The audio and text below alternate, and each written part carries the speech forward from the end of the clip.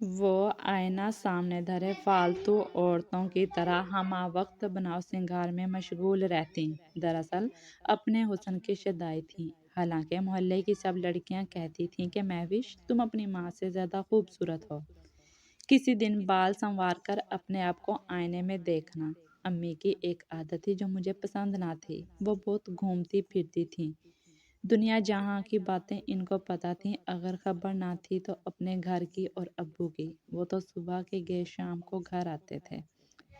یہ ان کا روز کا معمول تھا اور ماں ناشتہ کرتے ہی برقع سنبھال کر ہمسائیوں کے گھر چلی جاتی۔ بہن بھائی اسکول روانہ ہو جاتے، چھوٹی بہن سو جاتی تو میں گھر کے کام میں جٹ جاتی۔ دن یوں ہی گزرتے گئے اور میں 16 برس کی ہو گئی۔ اب لڑکیاں پہلے سے بھی زیادہ میری تعریف کرتیں کہ تم 14ویں کا چاند ہو، لیکن میں ان کی باتوں پر کان نہیں دھرتی تھی۔ انہی میں ایک لڑکی ممتاز سی، اس کو رازداں کہوں کہ غمگسار، میں اپنے دل کی ہر بات اس سے کہہ دیا کرتی تھی۔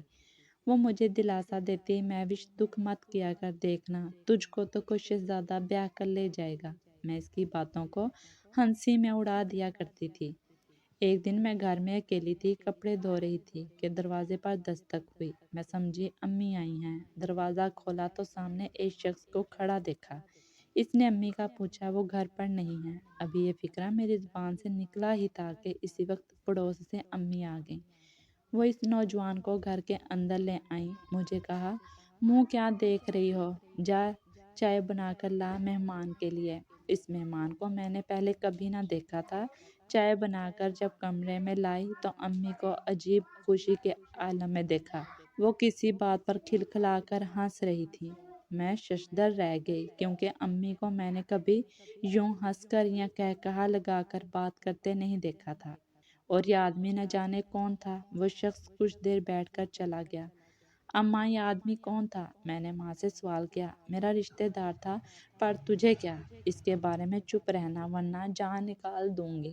رات بھر مجھ کو نیند نہ آئی۔ اسی خیال نے بے چین رکھا کہ آخر یہ آدمی تھا کون جو ماں سے ملنے آیا تھا۔ یوں ہی کچھ دن گزرے کہ وہ پھر آیا۔ مجھے اس کا آنا ناگوار گزرا، مگر کیا کہہ سکتی تھی۔ چائے بنا کر کمرے میں گئی تو ماں کو اس کے پہلو میں بیٹھا پایا۔ مجھے دیکھ کر وہ گھبرائیں اور اس آدمی نے جو امی کا ہاتھ پکڑے تھا، ان کا ہاتھ چھوڑ دیا۔ میں نے بھی خود کو سنبھالا اور یوں ظاہر کیا کہ جیسے کچھ نہیں دیکھا۔ چائے دے کر باہر آ گئی۔ اس روز میرا دل اس طرح دھڑکا تھا کہ لگتا تھا ضرور کچھ نہ کچھ ہونے والا ہے۔ یہ جمعے کا دن تھا۔ میں سارا کام نپٹا کر نماز پڑھنے لگی۔ اس وقت ابو بھی نماز پڑھنے گئے ہوئے تھے۔ تھوڑی دیر بعد دروازہ بہت زور سے کھلا اور میرے والد اندر آئے۔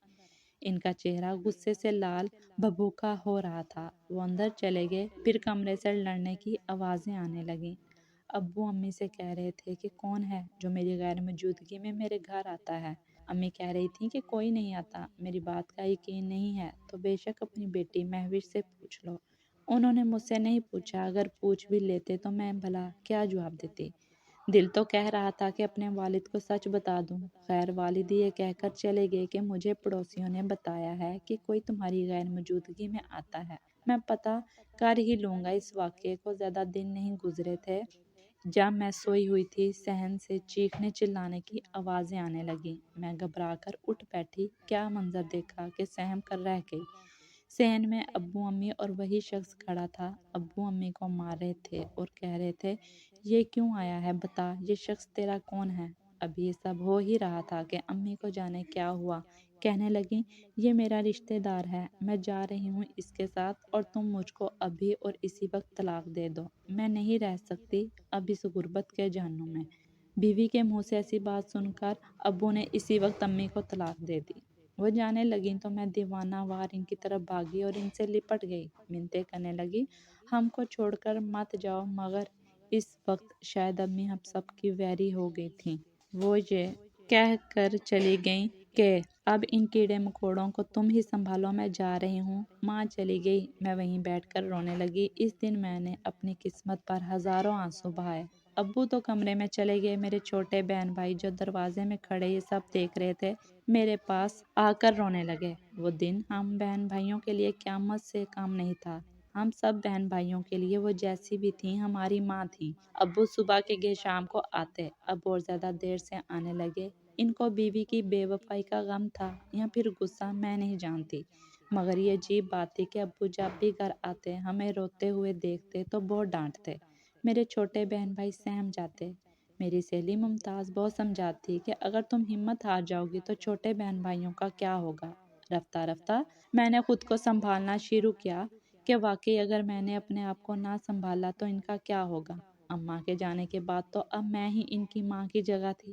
میرے بہن بھائی بھی رو رو کر چپ رہنے لگے تھے، وہ سمجھ گئے تھے کہ ان کی ماں اب لوٹ کر نہیں آئے گی۔ ان کو میں کسی طریقے سے سنبھالے ہوئے تھی، مگر میرے دل کا غبار تھا کہ آہستہ آہستہ بڑھتا ہی چلا جاتا تھا۔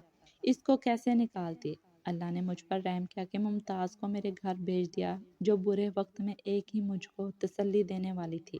ایک روز ابو نے کہا، بیٹی تم اکیلے گھر اور بھائی بہنوں کو سنبھالتے تھک جاتی ہو، اب میں تمہاری دوسری ماں کو گھر لانا چاہتا ہوں تاکہ تم لوگ اکیلے نہ رہو۔ میں نے کہا، ابو ہم اکیلے تو نہیں، 4 ہیں، آپ ہماری فکر نہ کریں، میں اپنی بہنوں اور بھائی کو سنبھالنے سے نہیں تھکتی۔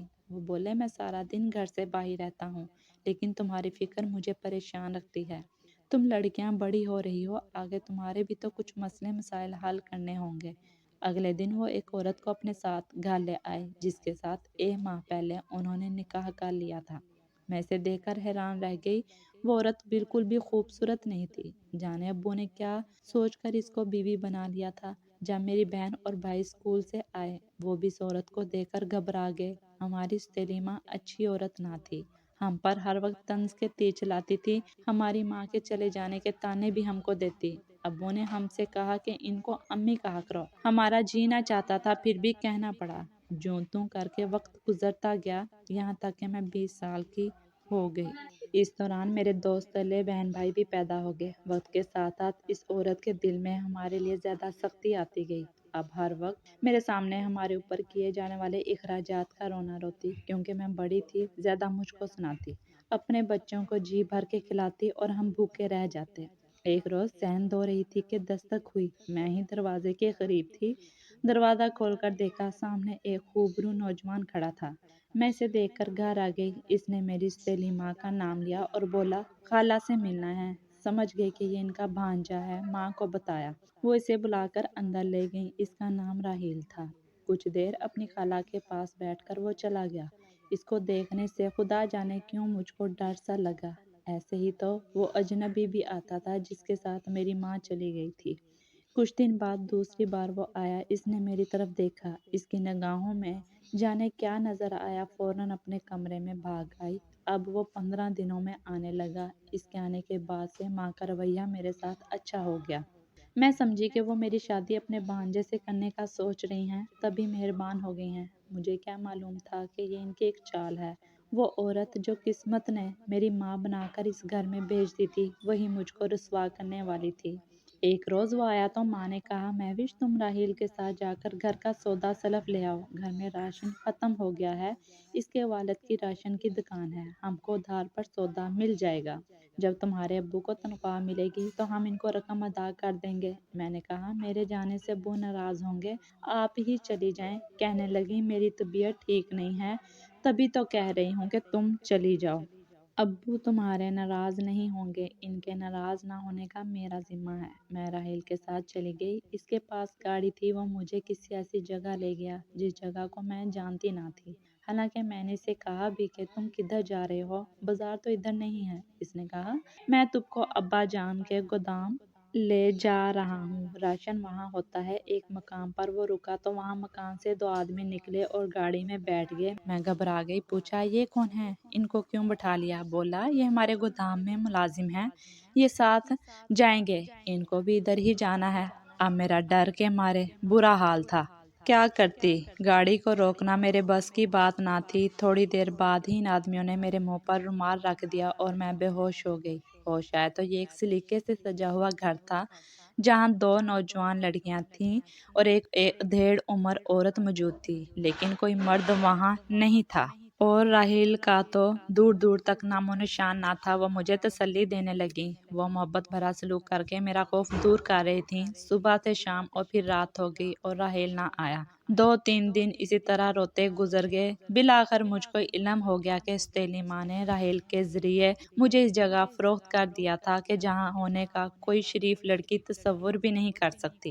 میں اتنا روئی کہ آسمان بھی پھٹ جاتا تو اس کی اتنی آواز نہ ہوتی۔ کسی نے مجھ پر رحم نہ کھایا۔ صبح ہوئی تو سارا جہان ہی بدلا ہوا تھا۔ دن پر دن گزرتے رہے، میری امید اور آس ٹوٹتی رہی اور کچھ بھی نہ بچا۔ کوئی امید کوئی آس بھی نہ بچی۔ اب تو برسوں گزر گئے ہیں، میں جوانی کی دہلیز بھی پھلانگ آئی ہوں۔ نہیں معلوم میرے والد میری بہنوں اور بھائی پر کیا بیتی اور وہ اب کس حال میں ہیں۔ میں جس کرب سے گزرتی رہی میں ہی جانتی ہوں۔ جس دن پہلی بار مجھ کو میری عزت کی دولت سے محروم کیا گیا، اسی دن میں نے اپنی سگی ماں کو دل کی گہرائیوں سے بد دعا دی کہ اے خدا، وہ جو میری سگی ماں تھی اس کو بھی زندگی کی خوشیاں اور سکھ چین نصیب نہ ہو۔ کہا جاتا ہے کہ ماں باپ گھنی چھاؤں ہوتے ہیں، مگر میری ماں تو گھنی چھاؤں کی بجائے لو کا گرم تپیڑا تھی، جس کو صرف اپنی خوشیاں اور اپنی ذات پیاری تھی، جس نے ہم کو زندگی کے کانٹوں بھرے رستے پر اکیلا چھوڑ دیا۔ اور استیلی ماں ماں کے نام پر دھبا تھی۔ اچھے دنوں کی تلاش میں اپنی اولاد کو بھول جاتی ہیں، حالانکہ غربت محنت سے دور ہو سکتی ہے، مگر رسوائی کی سیاہی اگر کسی لڑکی کی عزت پر لگ جائے تو اس کی عمر آنسو بہانے سے بھی دور نہیں ہو سکتی۔